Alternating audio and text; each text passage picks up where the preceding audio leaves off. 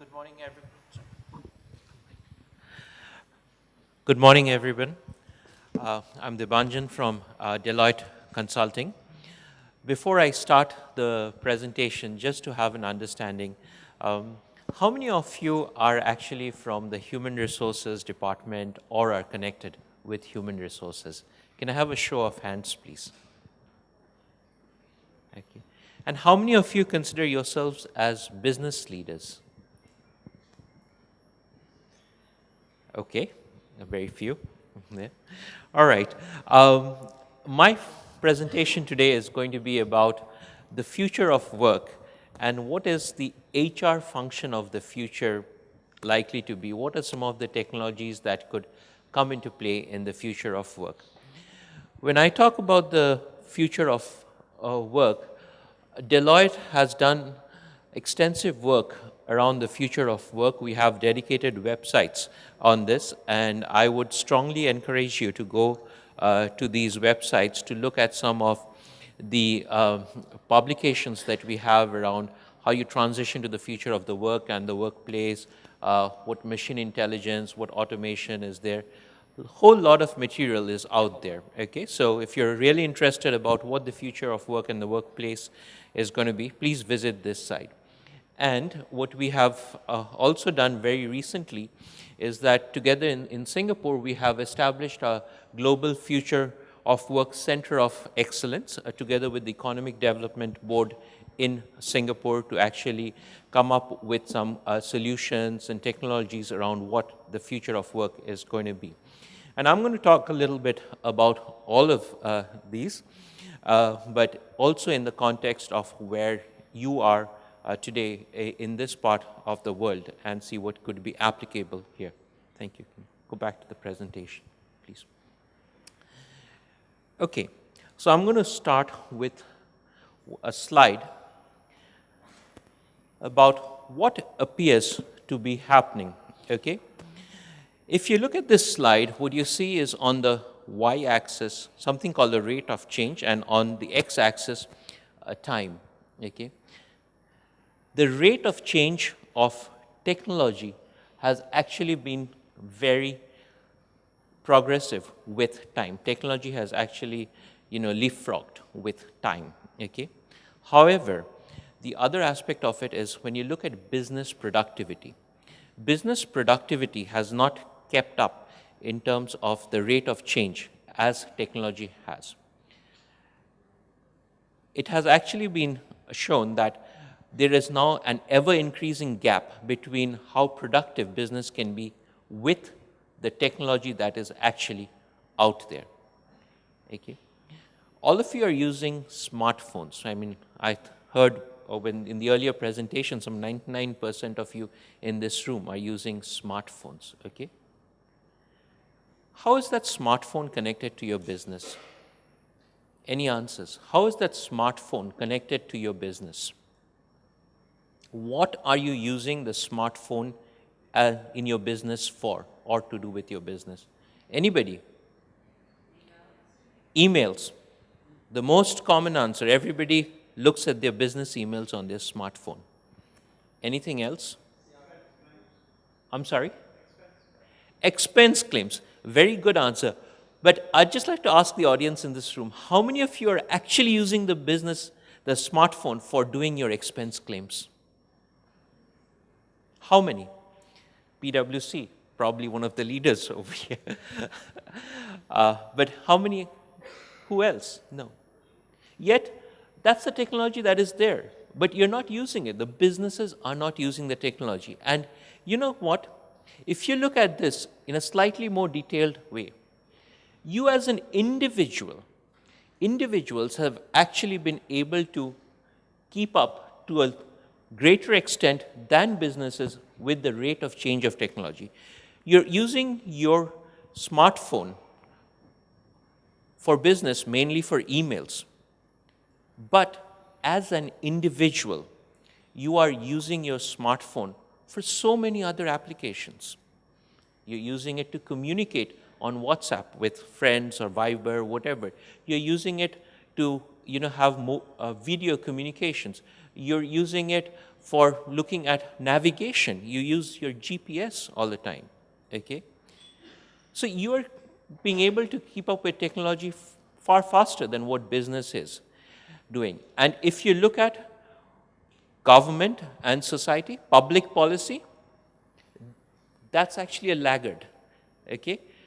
So what we have seen in our research is that the technology moves the fastest, individuals catch up with it soon, okay, but technology keeps on changing, so the gap is smaller.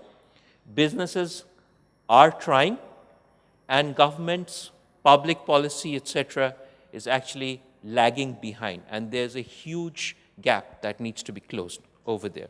And all of this has implications on the future of work, the future of the workplace. Okay? So,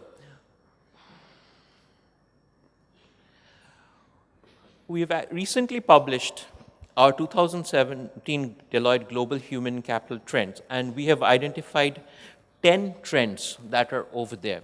Okay? I'm not going to go through all of these. I'm just going to talk about the ones where we are going to look at technology. Okay? And those are the ones on the right. Okay? These 4, where basically we have looked at how technology is shaping the global workplace. We are seeing now what we call the cognitive recruiter. You know, someone who is sort of helping us to look at how recruitment is going to happen in a more automated way. Okay? We are leveraging data a lot to look at people analytics, okay, and sort of recalculating how you're going to use that data to help you get a better understanding of people. Then there's the part on digital HR and the augmented workforce, basically looking at how we are going to leverage digital technology to design and improve work, okay, and the way of working. This publication has been, is available online. There have been more than 10,000 respondents across the 4 continents of Americas, Europe, Asia Pac, and South America on this, okay? And about 15% of the respondents have been from the Asia Pac region, okay? All at the level of CHROs or business leaders, CEOs, okay? Go through this. It's a fantastic publication to show what are the human capital trends of the future. And we do this publication every year. And you'll see over the years what the trend is actually coming to. Okay?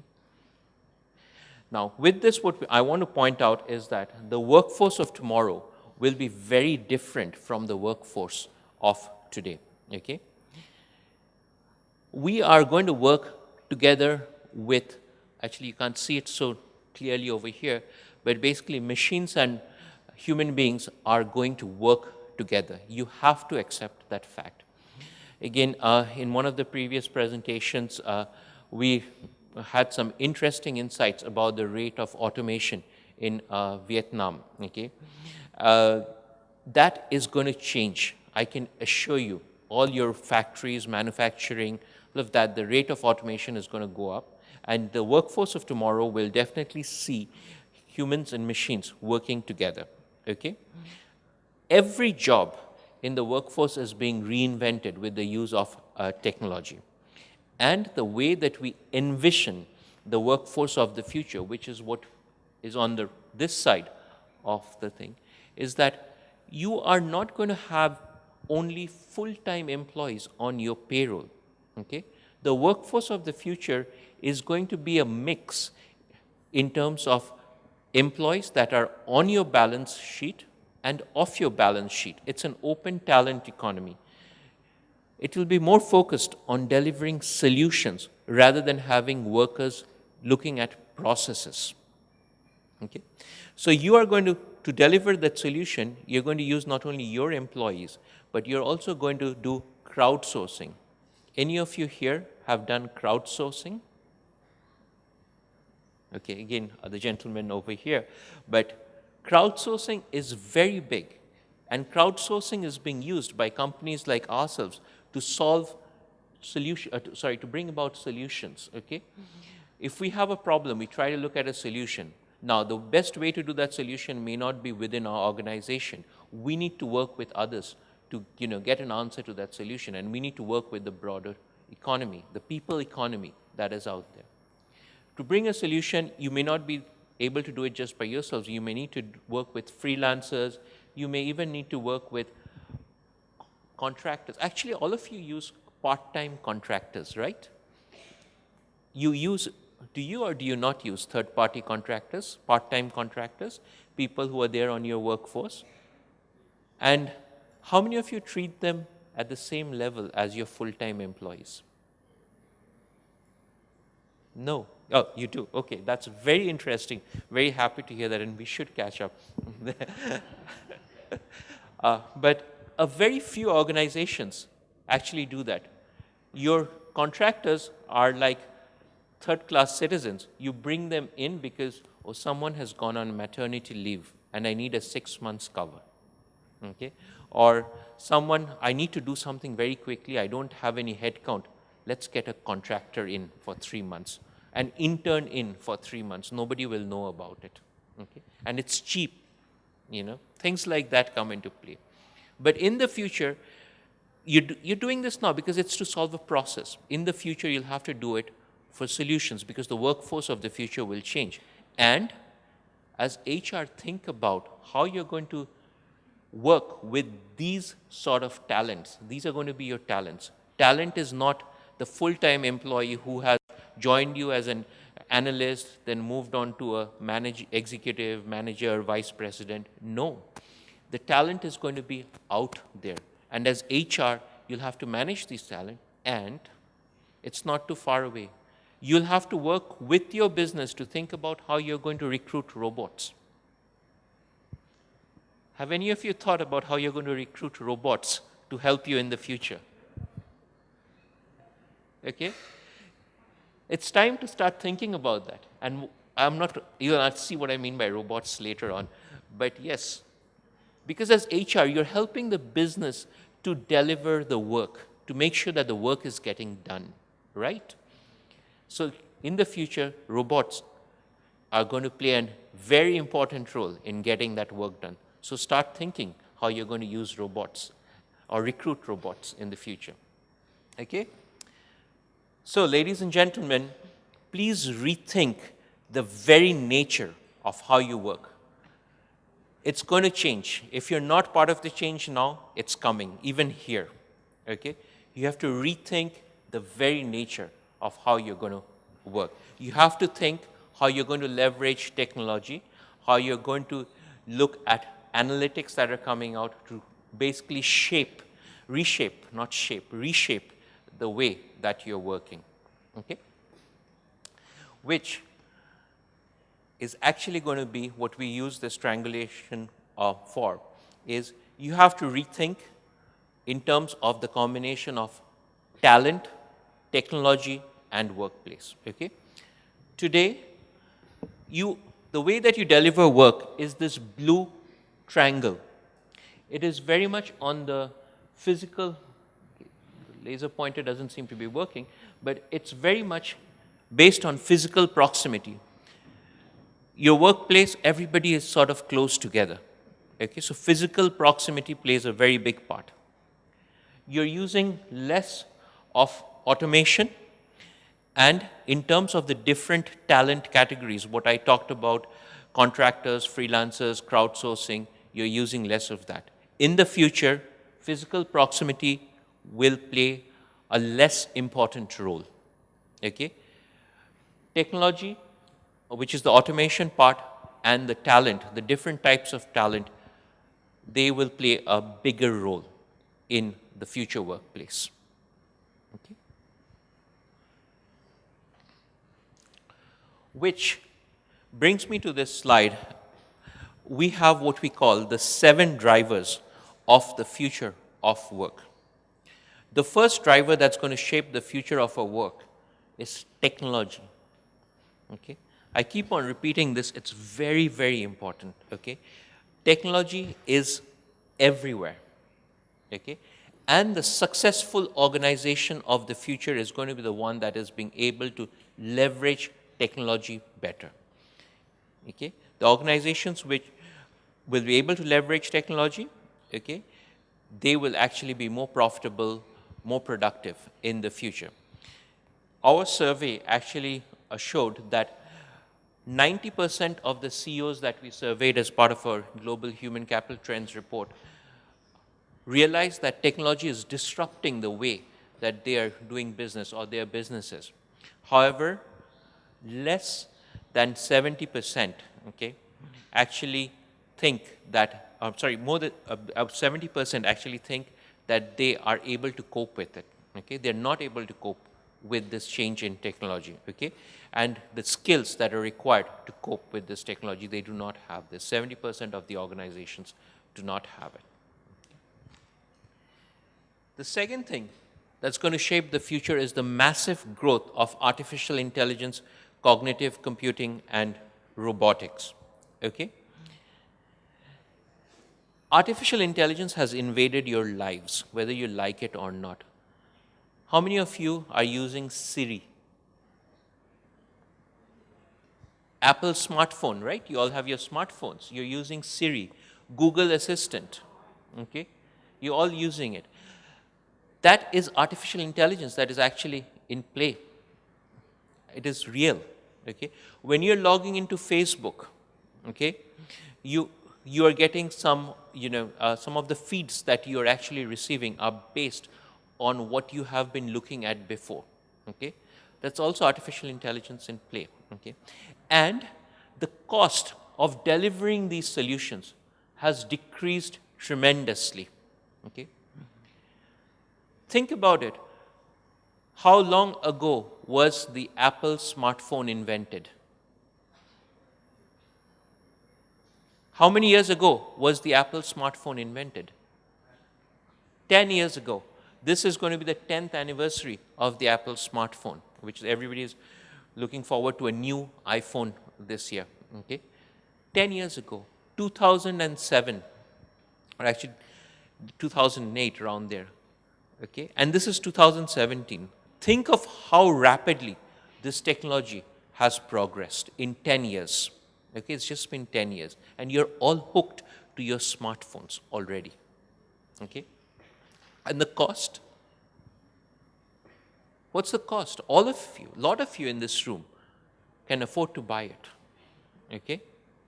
So think of an organization which is millions and millions of dollars in terms of spending with technology. The cost of technology is actually falling tremendously. Okay? And that's spurring this massive growth. The third one, in terms of the driving force of the future, jobs and tasks are vulnerable to automation. Okay? A number of jobs will be lost because of automation, and you have to realize that. Okay? So it's not. But what we also realize is that if you look at history, okay, technology has resulted in generating more jobs than in taking away jobs on a more macro scale. And the value of the jobs that have been generated due to new technology that is coming in, they have been actually better paying jobs than the jobs that have been lost. Okay? So we are mindful of this, and as a result of which, as you're designing the organizations of the future, you need to understand which are the jobs that are going to be lost to automation. A bank in Singapore is actually doing away hiring in their operations back office. Why? Because they know that over a period of time, all the jobs in that operations back office are going to be going to be done through robotics, through process automations. They've stopped hiring. People are still doing they're retraining those people, refocusing those people in other areas to read reports, to understand the value of the analytics and all that. Okay? The fourth one. Yeah, it's a tsunami coming. Actually, it's already there.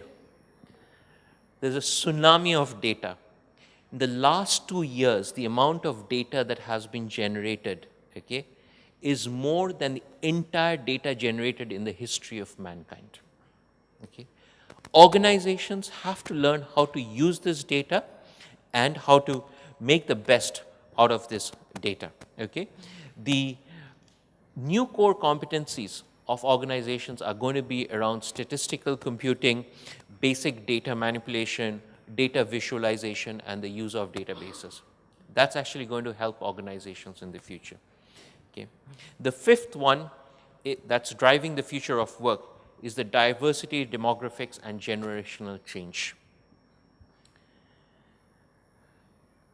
Most of you in this room would have children, okay, and or some of you would have been born in the 1990s or early 2000. Okay. It is now expected that someone born during this period or your children are going to be living for 100 years. Okay? That's going to be the life expectancy in the future.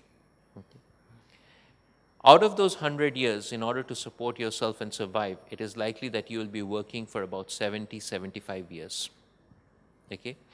And that's going to drive how the workforce composition of the future is going to be, what people are going to do, how you can leverage things and all that. The sixth one is that as a result of this, the nature of careers will change. In fact, it's already changing. Okay? People will take their own responsibility for managing their careers. It is not up to organizations to manage a career. Individuals will take responsibility. They're likely to change jobs at least 11.7 times in their career, if not more. Okay? And what's going to happen is that they are going to learn on the job. If you're going to change your job 11.7 times because of new careers, etc., that are going to come in place, new skills that are going to come in place, that notion of learning is going to be changing. Learning will happen on the job rather than I'm coming into a job and I already have a degree so I know what to do. That's over. Okay? The future of learning is learning on the job. You have to make time for it, you have to do it and get better and then move on, because in 5 years that skill would have gone. Okay? You'd have to move on to another skill. It's going to take time, but this is the future. And the last one is there's going to be an explosion in contingent work. Okay? That means all these freelancers, the crowdsourcing solutions, all of that is actually going to come into place. Okay?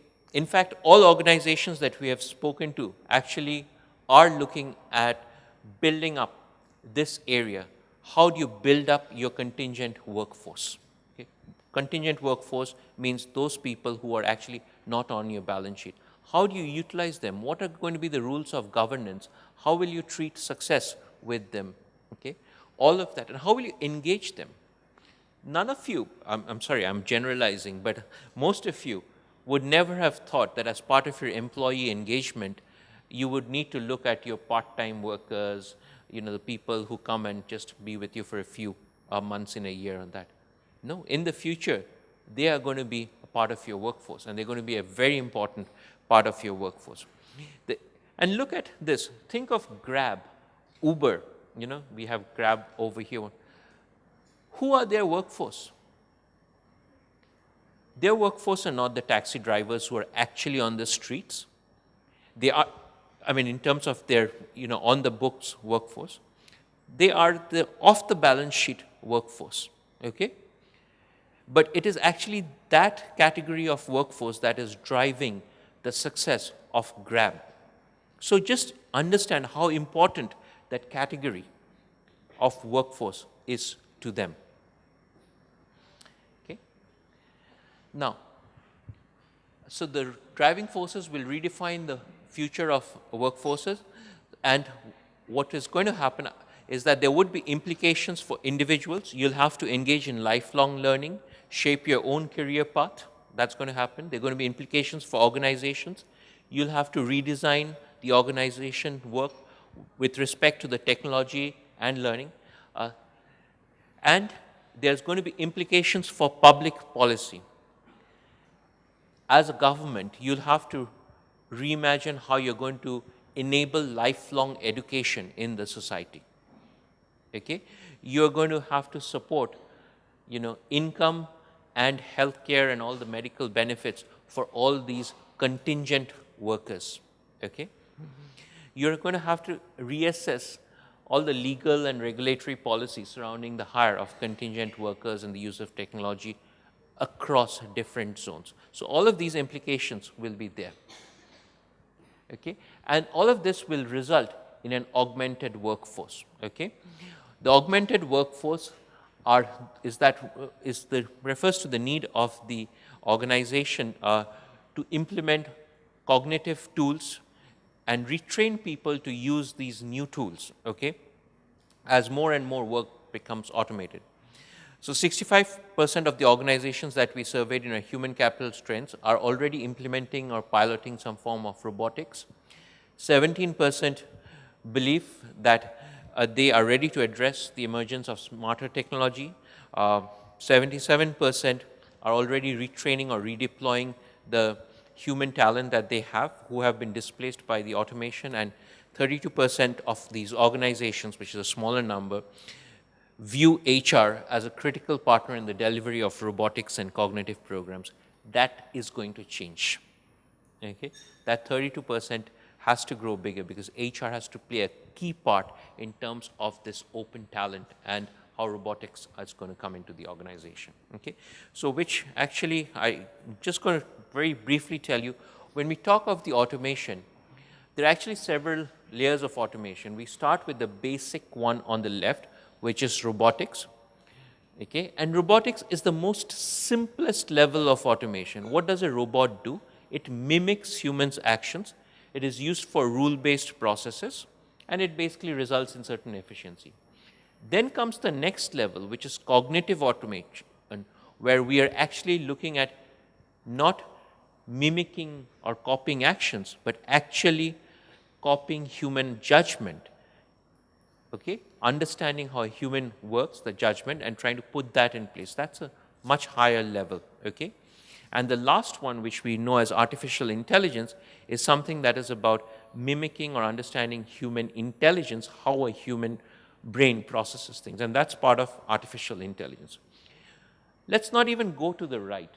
Let's look at the left only, robotics. Okay? Because that's the basic thing. And I know that in Southeast Asia and especially in Vietnam here, robotics processes, automation of that has still not come into play, but it's coming. And I'm going to focus the next few slides on RPA. Okay? But before that, I go into that, okay? So I was talking about HR and its role. So there are primarily three areas of opportunities for HR to take advantage of these emerging and maturing automation capabilities. So HR can automate operational tasks, okay, using robotics software. Using cognitive automation, HR can actually start engaging with HR customers. Okay, so you use robots, which are basically chatbots with some level of cognitive intelligence, to actually answer questions, recruit candidates, all of this. Okay, and last but not the least, in terms of delivering meaningful insights with all the huge data that you have, okay, there's machine learning and artificial intelligence which helps to do that. Okay, now let's move on to RPA.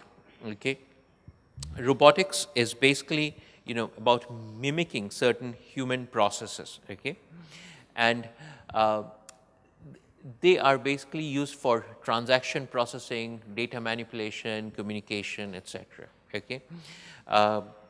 RPA basically helps to discover patterns in data and use those patterns to make decisions, okay? And basically mimicking human actions, okay? So robotics process automation, please understand, is actually a software, okay? And should be considered only when there are different interfaces and manual processing steps that are involved, okay? So if you want to know what robots are and what robots are not, so robot is actually a computer-coded software. It is not your walking, talking Autobots. That's a different level of things, okay? All right? Robots are programs. They do not have to physically exist in front of you like that, okay? And robots can work cross-functional and, robots are cross-functional and cross-application macros. You know, like in Excel, you have these macros and all that. That's what we mean by robots, okay? Robot is not your voice recognition software. It is not Siri. Siri is artificial intelligence, actually, okay?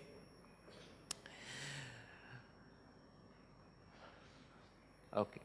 So, you know, if you look at a typical automation approach and transformation journey, you go through IT transformation, then you know, the various BPMS, business process management services, etc. Okay, you have outsourcing. You've all gone through these. RPA is actually the fourth level. Okay, it doesn't modify the processes; it only automates the routine steps. Okay, and it achieves higher cost efficiency. Okay, so in terms of process disruption, everyone starts with the left. You go through your typical HR transformation, all of that, because it is low in terms of disruption and low in terms of the speed and predictability of execution. Okay, as you move up, okay, you go through outsourcing. You may not be doing so much of outsourcing over here, but organizations do it a lot. Okay, and that is slightly more complex and it disrupts on the ground processes a lot. RPA is beyond that. Okay.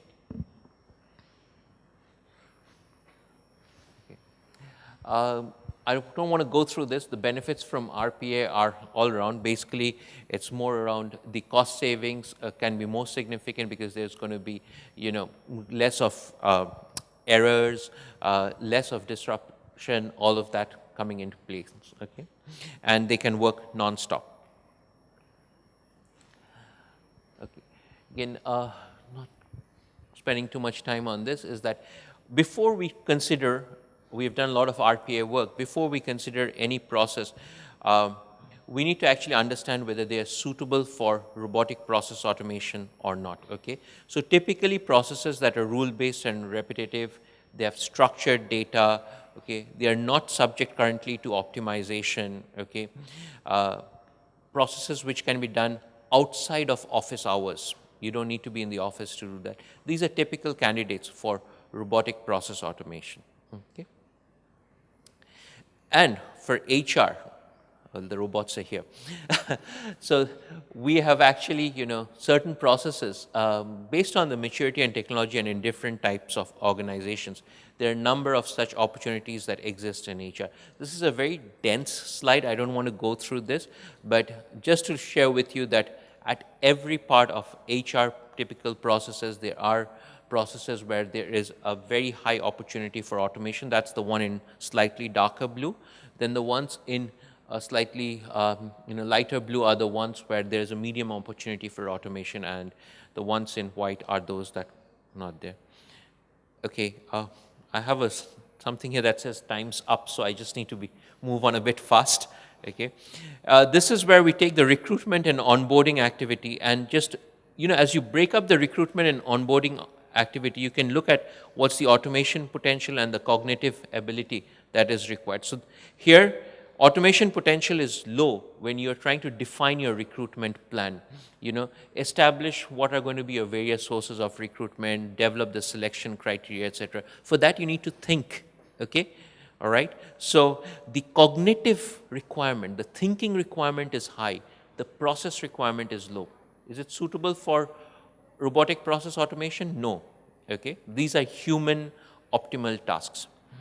Then you have the ones where your cognitive ability requirement is low, like perform an orientation. You know, that's very simple. Take someone through the process. Okay, you sort of receive offer acceptance or rejection. You know, scan and assess. Screen certain candidates. Those sort of things can actually have, you know, low cognitive things, but then in terms of automation potential, they're also low because that requires certain other developments that come into place. These are the ones where we see as initial RPA candidates, where you document all the new hire data, okay? Monitor the referral awards, okay? Prepare a job offer, perform the due diligence on someone or background check before joining the organizations. These are the ones that are initial RPA candidates, and then there are others that are advanced because the automation potential is high and the cognitive ability requirement is also high. Okay, sorry, I don't want to go through this.